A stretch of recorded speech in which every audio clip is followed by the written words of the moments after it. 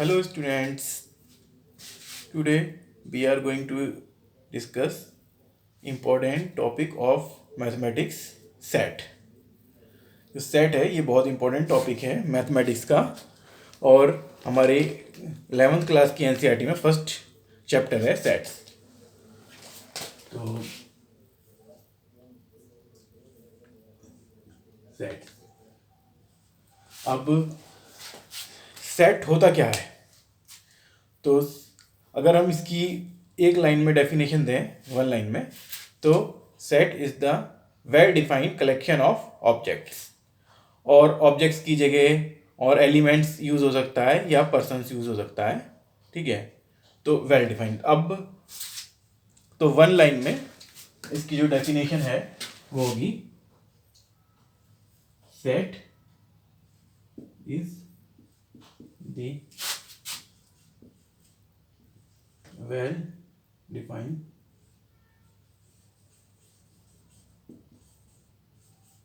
collection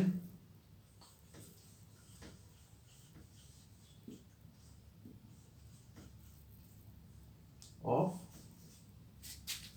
objects।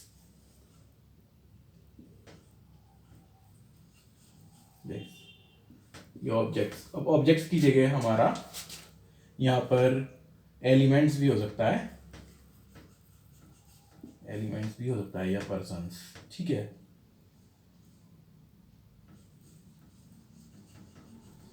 लेकिन यहाँ पे सबसे पहले जो इसमें समझने की टर्म है चीज़ है वो ये है, सबसे पहले जो सबसे इंपॉर्टेंट चीज़ जो समझने की है वो हमारी इसमें कि वेल डिफाइन क्या होगा, ठीक है। ये हमारा ये टर्म जो है वेल डिफाइन, ये वेल डिफाइन क्या होता है ये समझेंगे। देखिए कोई भी हमारी ऑब्जेक्ट है, ठीक है, दो तरह की होंगी, एक तो वेल डिफाइन होंगी और एक जो होंगी जो वेल डिफाइन नहीं होंगी, ठीक है। अब फॉर एग्जांपल अगर मैं एग्जांपल लेता हूँ कि फर्स्ट फाइव नेचुरल नंबर, तो फर्स्ट फाइव नेचुरल नंबर में क्या होगा कि ये मैं अगर बोलूँगा फर्स्ट फाइव नेचुरल नंबर, मुझसे पूछोगे कौन से हैं तो मैं कहूँगा भाई फर्स्ट फाइव नेचुरल नंबर हो गए 1 2 3 4 5। अगर आपसे पूछोगे क्या होगा तो आप ये बताओगे कि फर्स्ट फाइव नेचुरल नंबर हैं भाई 1 2 3 4 5। किसी और थर्ड पर्सन से पूछेंगे तो वो भी यही बताएगा कि फर्स्ट फाइव नेचुरल नंबर होंगे 1 2 3 4 5। तो अगर किसी को भी नॉलेज होगी थोड़ी भी मैथमेटिक्स की, सही नॉलेज होगी, मतलब किसी भी करेक्ट नॉलेज वाले से पूछेंगे तो फर्स्ट फाइव नेचुरल नंबर यही बताएगा, सेम बताएगा 1 2 3 4 5, ठीक है। अगर फर्स्ट फाइव नेचुरल नंबर की बात करें तो ये हो गया वेल डिफाइंड, ठीक है। और कोई एग्जांपल लेते हैं, अगर मैं कहूँ कि इंग्लिश के वॉवल्स, ठीक है, अगर मैं इंग्लिश के वॉवल्स, अगर एक और एग्जांपल लेते हैं, अगर मैं बोलूँ कि इंग्लिश के वॉवल्स का सेट, तो इंग्लिश के वॉवल्स क्या है, ए E I O U E, A E I O U, ठीक है। ये 5 वॉवल्स हैं हमारे इंग्लिश में, ठीक है। तो इंग्लिश के 5 वॉवल्स का सेट अगर की बात करें तो हर किसी से भी पूछेंगे जिसे, तो वो यही बताएगा कि इंग्लिश के 5 वॉवल्स जो हैं वो यही हैं, A E I O U E, O U sorry, A E I O U, ठीक है। तो यही 5 बोलेगा, ठीक है। तो ये तो हो गए वेल डिफाइन, ठीक है। अब ये देखते हैं कि क्या चीज़ वेल डिफाइन नहीं है, ठीक है। तो वेल डिफाइन का मीनिंग हो गया फिर जिनको हम प्रॉपरली डिफाइन कर पाए, ठीक है। एग्जाम्पल वॉबल्स, ठीक है, ए E I O you.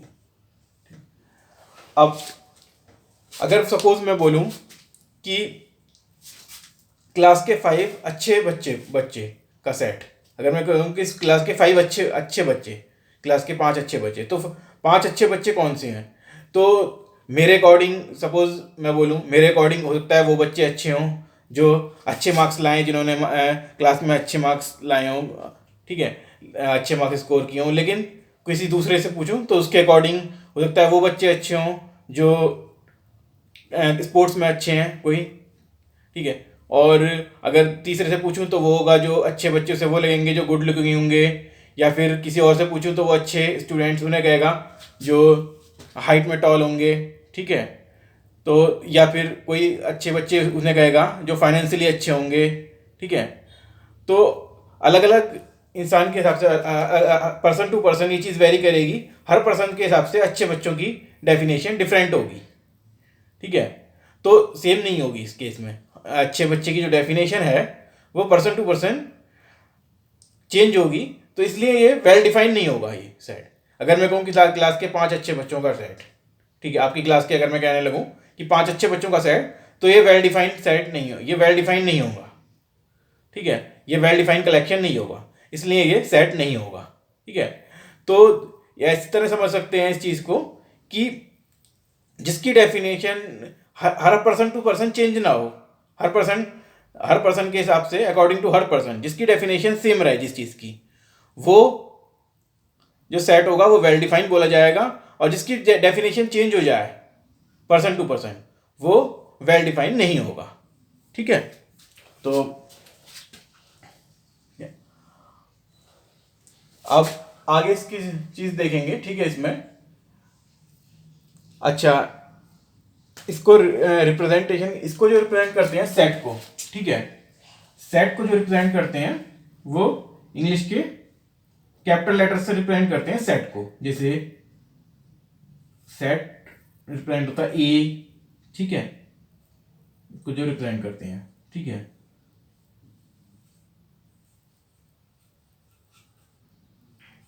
Sets को, ठीक है, तो A B C P Q इस तरह, या एक्स वाई सेट्स को। तो सेट को जो रिप्रेजेंट करते हैं, सॉरी, को सेट्स को, ठीक है, सेट्स के लिए को रिप्रेजेंट करने के लिए। और जो इसके सेट्स के अब एलिमेंट होते हैं, ठीक है, एलिमेंट्स जिसके अंदर होते हैं उन्हें जनरली हम इस इंग्लिश के स्मॉल लेटर से रिप्रेजेंट करते हैं, ठीक है। तो एलिमेंट्स जो होते हैं इसको बोलते हैं, ये रिप्रेजेंट जो होते हैं ये स्मॉल लेटर से होंगे, जैसे ए बी सी, ठीक है, इस तरह। अब दो तरह से, अच्छा एक चीज है कि एक साइन होता है इसमें, कुछ साइंस को समझ लें। एक साइन, इंपॉर्टेंट साइन है, देखो थोड़ा, कि अगर किसी सेट में कोई एलिमेंट है, ठीक है, अगर कोई एलिमेंट किसी सेट में है तो उसे वो इस तरह रिप्रेजेंट होगा। सपोज से एक हमारा सेट है ए और उसमें एलिमेंट उस इस सेट में आता है, ये एलिमेंट स्मॉल ए एलिमेंट उस सेट में आ रहा है, ठीक है। कैपिटल ए हमारा कोई सेट है और स्मॉल ए एलिमेंट स्मॉल ए उस सेट में आ रहा है, तब क्या होगा उस केस में, उसे इस तरह रिप्रेजेंट करते हैं, ए इज बिलोंग्स टू, ठीक है, यानी A belongs to capital A, small A belongs to capital A, ठीक है। ये है, यानी ये इसको बिलोंग्स कर रहा है, ठीक है, ये साइन होता है, ये साइन होता है बिलोंग्स टू का। तो ये जो साइन है हमारा, हाँ, ये होता है बिलोंग्स टू,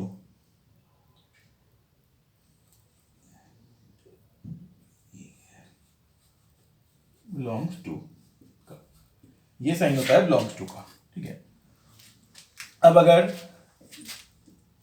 ये अगर बिलोंग्स नहीं कर रहा है तो क्या करेंगे, इस साइन को इस तरह काट देंगे, ये होता है not belongs to, not belongs to,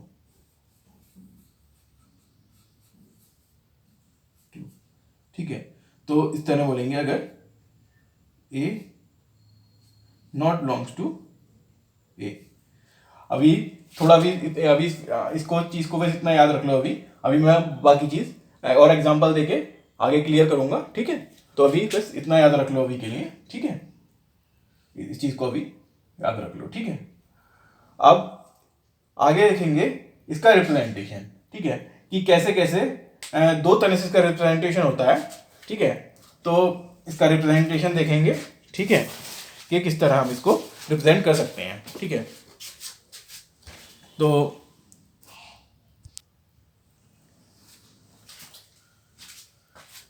तो इसको हम दो दो तरीके से रिप्रेजेंट करते हैं, टू टाइप्स। एक तो होता है हमारा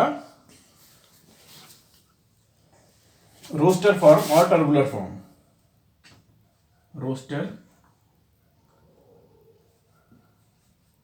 फॉर्म और टर्बुलर फॉर्म।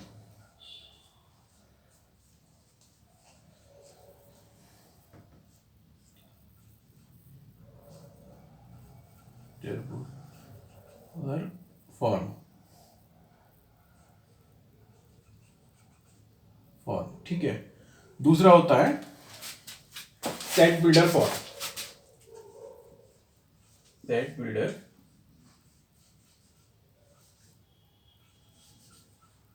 Builder form.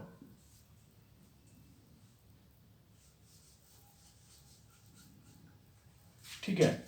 अब इसमें क्या करते हैं, पहली फॉर्म में हम रोस्टर फॉर्म में क्या करते हैं, रोस्टर फॉर्म में एक करली ब्रैकेट में सारे एलिमेंट्स लिख लेते हैं। ठीक है, जितने भी एलिमेंट सेट में आ रहे हैं उनको करली ब्रैकेट में लिख लेंगे। फॉर एग्जाम्पल अगर मैं बोलूं कि set of first 5 natural numbers से, यानी कि पहले 5 नेचुरल नंबर का सेट, तो क्या होगा 1 2 3 4 5। ये 5 नेचुरल नंबर है, फर्स्ट 5 नेचुरल नंबर, तो इनका सेट, इसको इस तरह से लिख लेंगे। ठीक है। और या फिर मैं बोलूं इंग्लिश के वॉवल्स का सेट। ठीक है, तो ए ई आई ओ यू, ये है सेट फर्स्ट 5 वॉवल्स का। ठीक है, या और कोई एग्जांपल दे सकते हैं। ठीक है, इसी तरह कोई और एग्जांपल्स ले सकते हैं। ठीक है। अब अच्छा, इसमें एक चीज की ध्यान रखनी है, इसमें एक चीज ध्यान रखनी होती है कि इसमें ऑर्डर इंपॉर्टेंट नहीं होता, ऑर्डर मैटर नहीं करता है। ठीक है, तो ऑर्डर डजंट मैटर। ठीक है, ऑर्डर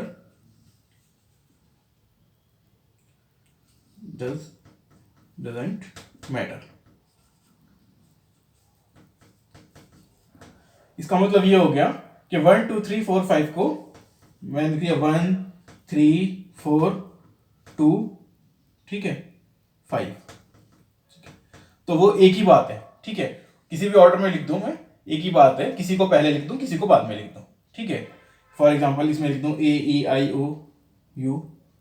ठीक है, ये है सेकंड को, ये या ये और ये सेम होंगे। ठीक है, ये और ये सेम है,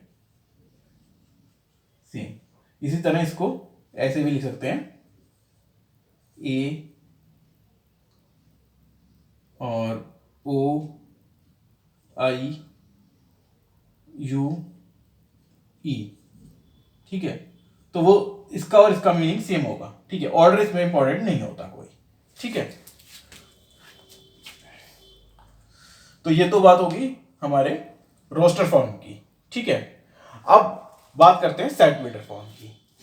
सेट बिल्डर फॉर्म में क्या होगा इसको, ठीक है, तो ये चीज क्लियर है, इसको पहले अच्छे से समझ लो। ठीक है,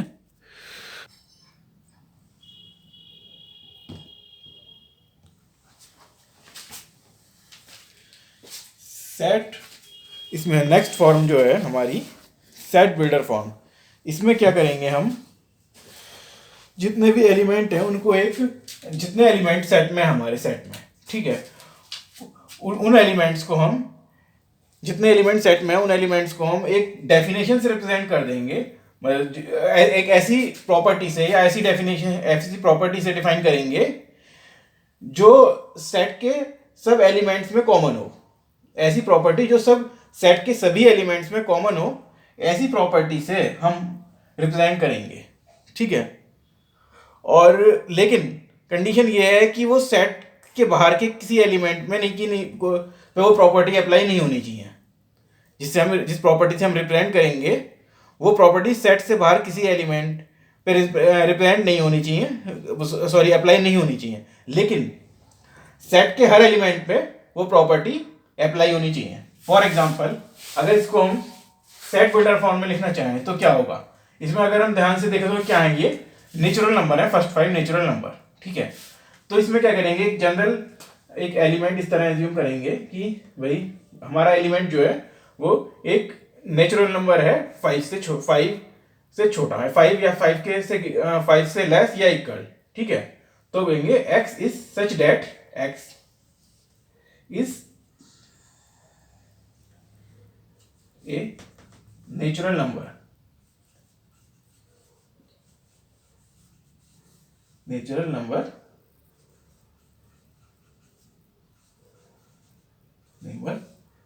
और x less than equal to 5, ठीक है। इसको इस तरह रिप्रेजेंट कर सकते हैं, ठीक है, कि ये इसमें कंडीशन है कि x is a natural number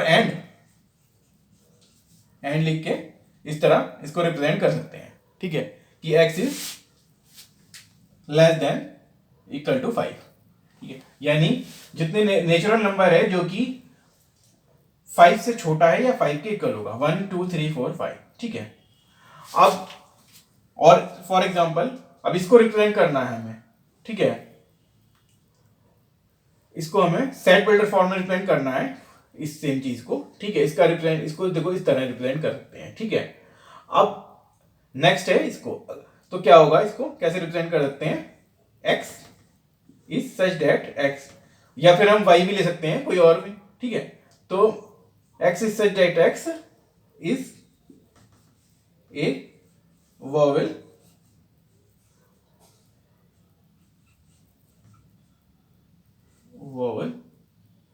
of English,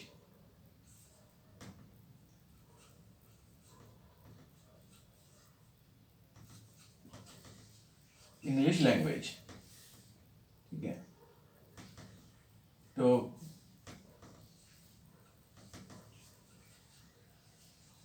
और इसको हम करली ब्रैकेट में रिप्रेजेंट करते हैं। नॉर्मली हम सेट्स को, कोई सेट को ऐसे करली ब्रैकेट्स में रिप्रेजेंट करते हैं, ठीक है। तो ये हमारी हो गई दूसरी फॉर्म की। अच्छा, तो अब यहां पे हमें ये देखना है कि 1 2 3 4 5 ये हमारा है, तो हम यहां पे बोलेंगे अगर इस तरह का है हमारा कि 1 इसका मतलब 1 इस सेट में आ रहा है। अगर हम रोस्टर फॉर्म को देखें तो 1 इस सेट में आ रहा है, मैंने बोला था कि अभी एक्सप्लेन करने के लिए इस चीज को, ठीक है। तो देखो 1 इस सेट में आ रहा है, इसका मतलब क्या होगा, हम बोल सकते हैं सपोज इस सेट को हम ए एज्यूम कर ले लेते हैं ए, ठीक है। ए अगर हम इस सेट को ए बोल रहे हैं, ठीक है, 1 2 3 4 5 जो फर्स्ट नेचुरल नंबर का सेट है, इसको अगर हम ए बोल रहे हैं तो ए इक्वल टू, अगर हमारा है ए इक्वल टू 1 2 3 4 5, तो हम कहेंगे कि 1 बिलोंग्स टू ए, ठीक है, 2 बिलोंग्स टू ए क्योंकि 2 इस सेट में, 3 बिलोंग्स टू ए, ये भी ये हमारा इस सेट में है, ठीक है, 1 2 3, ठीक है। और इस तरह 4 belongs to A, 5 belongs to A, ठीक है। लेकिन अगर हम कहें, तो अगर हम बात करें 6 की, ठीक है, 7 की, किसी और की, तो सपोज मैं कहूं 6, तो क्या 6 इस सेट को बिलोंग करेगा, नहीं कर रहा 6, क्योंकि 6 इस सेट में नहीं है, ए सेट में नहीं है। तो हम इस तरह इसको 6 is not belongs to A, ठीक है, 6 क्योंकि इसको बिलोंग नहीं करता इस सेट को, ठीक है। या और कोई नंबर लें 7, तो 7 is not belongs to A, ठीक है। तो ये इस पे रिप्रेजेंटेशन का वे हो गया, ठीक है, कि किस तरह रिप्रेजेंट किया जाता है सेट को, और किस तरह हम इसको दो तरह से रिप्रेजेंट कर सकते हैं, ये चीज हमने समझी, ठीक है। और हमने सेट बिल्डर फॉर्म और टर्बुलर फॉर्म, रोस्टर फॉर्म, ठीक है, सेट बिल्डर फॉर्म, दोनों फॉर्मों को हमने रिप्रेजेंट करने का तरीका समझा, ठीक है। और इस फॉर्म से इस फॉर्म में कैसे चेंज किया जा सकता है, ठीक है, और उसके कॉन्सेप्ट को समझा कि किस तरह हम इसको रिप्रेजेंट कर सकते हैं, कि इस चीज को कैसे डिफाइन करते हैं कि कोई सेट है, कोई एलिमेंट हमारा बिलोंग कर रहा है कि नहीं कर रहा है, तो इसको हम कैसे रिप्रेजेंट करते हैं, ठीक है। कि अगर बिलोंग करता है तब कैसे रिप्रेजेंट करते हैं और अगर बिलोंग नहीं करता तब कैसे रिप्रेजेंट करते हैं। ठीक है, अब इसके कुछ एग्जांपल्स देखते हैं हम। इसकी एक्सरसाइज के क्वेश्चन देखते हैं जो कि उनको क्वेश्चंस करेंगे कुछ। ठीक है, तो क्वेश्चन करके एक्सरसाइज की हमारा कॉन्सेप्ट क्लियर होता चला जाएगा। वैसे कॉन्सेप्ट आपको क्लियर हो चुका होगा। ठीक है, तो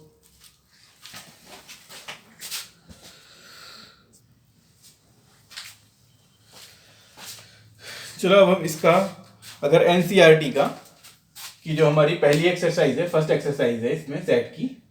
ठीक है, तो ये हमारी एक्सरसाइज 1.1। ठीक है, तो एक्सरसाइज 1.1 का क्वेश्चन 1 में है हमारे 9 पार्ट्स हैं। तो इसके कोई एक्सरसाइज, इसका एक्सरसाइज का फर्स्ट क्वेश्चन देखते हैं।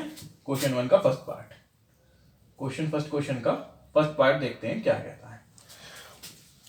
विच of the following are sets. ठीक है, जस्टिफाई और आंसर। तो बताना है कि कौन कौन सेट है, अपने आंसर को क्लियर। अब देखो अपने आंसर को भी जस्टिफाई करना है। और तो फर्स्ट है हमारा the collection of all the months of a year beginning with the letter J. ठीक है, तो अगर सारे हमारे जो ईयर के मंथ्स हैं, 12 मंथ्स होते हैं हमारे ईयर में। ठीक है, किसी भी ईयर में। ठीक है, लेकिन हमें जे से स्टार्ट होने वाले देखने हैं। तो जे से कौन कौन से मंथ्स स्टार्ट होते हैं, मंथ्स के नेम जे से स्टार्ट होते हैं भाई हमारे। एक तो हो गया हमारा जनवरी,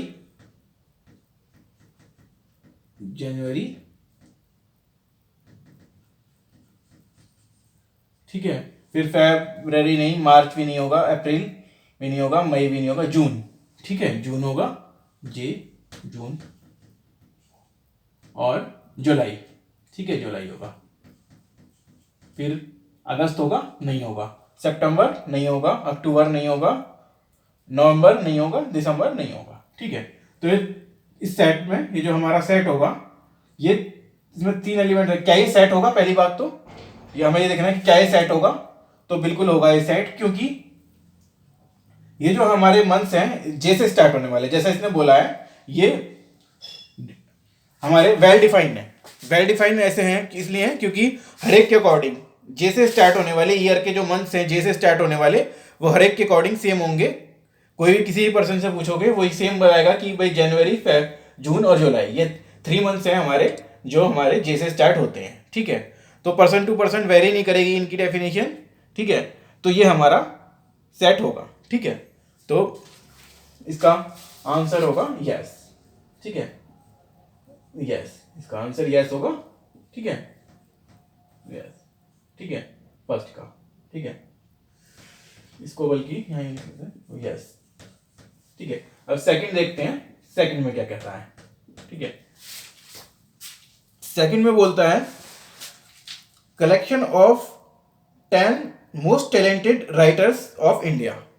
ठीक है, अब भाई 10 मोस्ट टैलेंटेड राइटर्स, ठीक है, ऑफ इंडिया। तो ये इस केस में person to person definition vary करेगी, क्योंकि हो सकता है कि टैलेंटेड राइटर, कोई नोबेल राइटर को ज़्यादा टैलेंटेड मानेगा, कोई स्टोरी राइटर को टैलेंटेड मानेगा, पहली बात तो। फिर कोई हिंदी राइटर को टैलेंटेड मानेगा, कोई इंग्लिश राइटर को टैलेंटेड मानेगा इसमें भी। ठीक है, फिर और अगर एक ही सब्जेक्ट के एक ही चीज़ के राइटर्स की बात करेंगे तो वो भी हर एक पर्सन के अकॉर्डिंग डिफरेंट होंगे। कोई कहेगा ये चेतन भगत ज़्यादा टैलेंटेड है, कोई दूसरे राइटर को, किसी और राइटर को ज़्यादा टैलेंटेड बताएगा। ठीक है, तो ये पर्सन टू पर्सन, हर पर्सन के हिसाब से अलग अलग आंसर हो सकता है इसका। ठीक है, तो ये कोई वेल डिफाइंड नहीं है। ठीक है, तो ये हमारा सेट नहीं होगा। ठीक है, तो नो, ये हमारा नहीं होगा। ठीक है, सेट, क्योंकि ये वेल डिफाइंड कलेक्शन नहीं है। ठीक है, बोल सकते हैं कि because the most talented writer is not well defined. ठीक है, ये कह सकते हैं हम। ठीक है, नाउ थर्ड देखो, थर्ड में क्या है। थर्ड में बोलता है a team of 11 best cricketer, sorry, a team of 11 best cricket batsman of the world. ठीक है, वर्ल्ड के बेस्ट क्रिकेट बैट्समैन के बताना है कि क्या ये सेट होगा कि नहीं होगा। तो क्या बेस्ट क्रिकेट मैन जो होंगे, ठीक है, क्या आप बता सकते हैं कि वो हर पर्सन के अकॉर्डिंग बेस्ट जो होंगे वो अलग अलग होंगे, ठीक है। तो ये हमारा सेट नहीं होगा, क्योंकि कोई इंडियन क्रिकेटर्स को ज़्यादा बेस्ट मानेगा, कोई अफ्रीकन को मानेगा, कोई पाकिस्तानी को मानेगा, ठीक है। और किसी के हिसाब से तो कुछ पाकिस्तानी होंगे, कुछ इंडियन, ठीक है। कोई फॉर एग्जांपल कोई सचिन को, कोई सहवाग, कोई सचिन को कोई मानेगा, कोई सौरव गांगुली को कोई मानेगा, कोई पाकिस्तानी क्रिकेटर्स को मानेगा। तो हर पर्सन जो अपने हर पर्सन जो होगा वो, अगर बेस्ट क्रिकेटर्स की बात करें तो बेस्ट क्रिकेटर को 11 बेस्ट क्रिकेटर को अपने ढंग से डिफाइन करेगा कि ये 11 बेस्ट हैं। एक पर्सन से पूछोगे वो कहेगा ये वाले 11 बेस्ट हैं, अपने अकॉर्डिंग बताएगा कि इसने ये अच्छा बॉलर है इसलिए ये बेस्ट है, ठीक है। दूसरा बोलेगा कि नहीं ये अच्छा बैट्समैन है, इसने ज़्यादा रन बनाए, ठीक है। तो अलग अलग बेस पे अलग अलग पर्सन अलग अलग नाम देंगे, ठीक है, 11 बेस्ट क्रिकेटर्स की। तो ये सेट नहीं होगा, ठीक है। तो थर्ड वाला भी सेट नहीं होगा, ठीक है।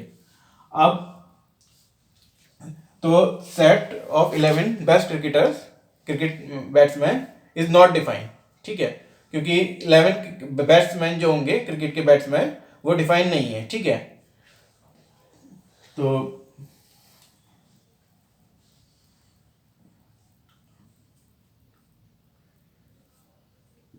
अब ये तो बैट्समैन डिफाइन नहीं थे बैट्समैन। तो अब फोर्थ को देखते हैं, फोर्थ में क्या कहता है, ठीक है।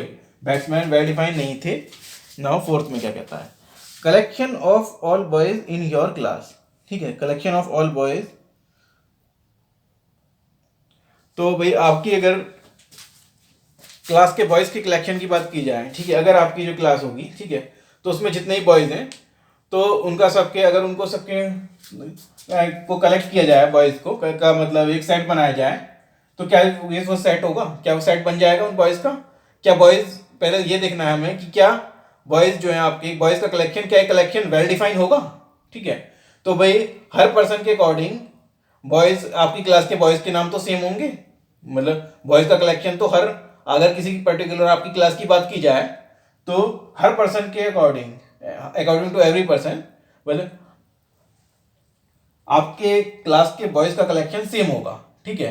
अगर मैं कहें कि क्लास 11th के बॉयज, आपका जो भी स्कूल है वाट एवर, ठीक है, तो उसके बॉयज का कलेक्शन हर पर्सन के अकॉर्डिंग सेम होगा। किसी भी पर्सन से पूछेंगे वो सेम उस क्लास के, 11th क्लास की, इस क्लास के बताया जाए, वो सेम नाम बताएगा बॉयज के कि भाई इस क्लास में ये बॉयज हैं, ठीक है। तो कलेक्शन सेम होगा, तो ये वेल डिफाइन होगा, ठीक है। यस, अब फिफ्थ को देखते हैं, फिफ्थ में क्या बोलता है। फिफ्थ में बोलता है collection of all natural number less than 100, ठीक है। Collection of all natural number less than 100, ठीक है। तो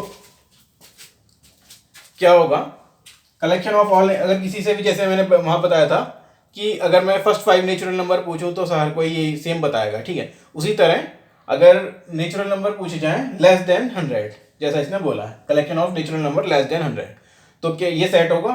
बिल्कुल होगा, क्योंकि हर पर्सन के अकॉर्डिंग नेचुरल नंबर्स का कलेक्शन सेम होगा, ठीक है।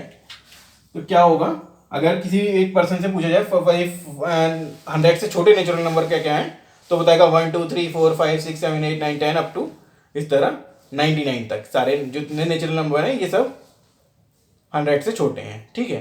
तो किसी भी पर्सन से पूछे वो सेम बताएगा, ठीक है। तो ये हमारा वेल डिफाइन होगा, ठीक है। इसकी डेफिनेशन, क्योंकि पर्सन टू पर्सन चेंज नहीं होगी, मतलब इनका आंसर कहना चाहिए कि पर्सन टू पर्सन चेंज नहीं होगा, ठीक है। नाउ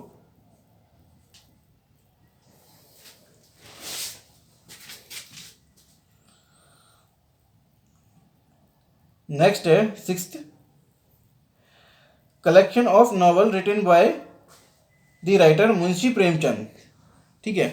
तो भाई मुंशी प्रेमचंद के जो नोवेल हैं, वही उनका कलेक्शन जो होगा, ठीक है। अगर सारे जितने मुंशी प्रेमचंद के नॉवेल्स हैं उनको कलेक्ट कर लिया जाए, ठीक है, तो उनका कलेक्शन जो होगा वो हर पर्सन के अकॉर्डिंग सेम होगा, ठीक है।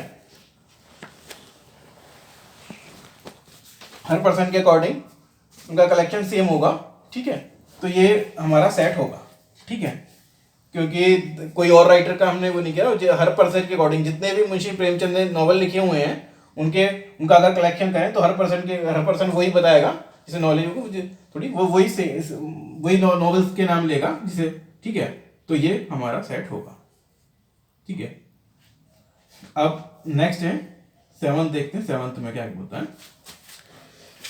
7th में बोलता है collection of all even integers, ठीक है, collection of all even integers, तो ये भी हमारा सेट होगा, ठीक है, क्योंकि जितने भी हमारे इवन इंटीजर हैं किसी पर्सन से पूछेंगे तो वो सारे हमारे जो होगा, जितने किसी पर्सन से पूछा वो सेम बताएगा कि भाई क्या है हमारे इंटीजर कौन कौन से हैं। हालांकि ये फाइनाइट सेट नहीं होगा, इनफाइनाइट सेट होगा, लेकिन ये सेट होगा, ठीक है, जितने भी हमारे होंगे, मीन्स कि भाई -4, ठीक है, -2, ठीक है, और 0 1, सॉरी 1 नहीं, 0 के बाद इवन लिख रहे हैं ना हमें, 2 4, ठीक है, ये होंगे, और इससे पहले के भी होंगे सारे, ठीक है, यानी -6, ठीक है, तो लेकिन हर पर्सन के अकॉर्डिंग इसका आंसर सेम होगा, ठीक है, तो ये जो हमारे जितने इवन इंटीजर हैं इनका सेट ये हमारा वेल डिफाइन होगा, ठीक है। अब नेक्स्ट आते हैं 8, collection of question in this chapter, ये भी हमारा वेल डिफाइन होगा, क्योंकि इस चैप्टर के जो क्वेश्चन है, ठीक है, ये भी हमारे वेल डिफाइन होंगे, इसका आंसर भी पर्सन टू पर्सन वेरी नहीं करेगा। अगर आप सारा कलेक्शन लेते हो तो किसी पर्सन से पूछोगे वो सेम आंसर देगा, और इससे सारे क्वेश्चन हर एक के अकॉर्डिंग सेम होंगे, आप मेरे अकॉर्डिंग भी वही होंगे, इसके कलेक्शन ऑफ ऑल क्वेश्चंस आपके अकॉर्डिंग भी वही होगा, और किसी थर्ड पर्सन के अकॉर्डिंग भी वही होगा, ठीक है, तो ये हमारा सेट होगा, ठीक है। अब लास्ट पे आते हैं, ठीक है, लास्ट पे, ठीक है, लास्ट वन, इसमें क्या बोलता है, collection of most dangerous animal of the world, ठीक, collection of most dangerous animals of the world, तो मोस्ट डेंजरस एनिमल्स, ठीक है, तो मोस्ट डेंजरस एनिमल्स क्या होगा, इसको थोड़ा साइड में लिख लेते हैं इसका आंसर, इसको, ठीक है, ये हमारा नहीं होगा, ठीक है, तो उसका रीजन क्या है कि भाई जितने मोस्ट डेंजरस जो हमारे डेंजरस एनिमल्स हैं, ठीक है, मोस्ट डेंजरस, वो हर पर्सन के अकॉर्डिंग डिफरेंट होंगे, ठीक है। फॉर एग्जांपल किसी के अकॉर्डिंग तो लॉयन मोस्ट डेंजरस होगा, किसी के according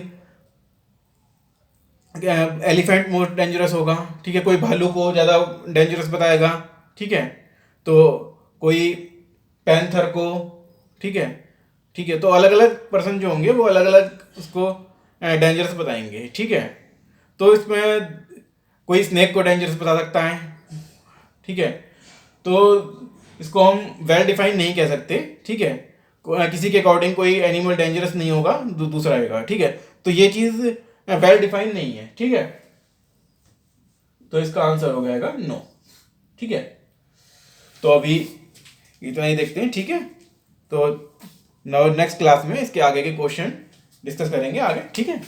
now thanks for watching.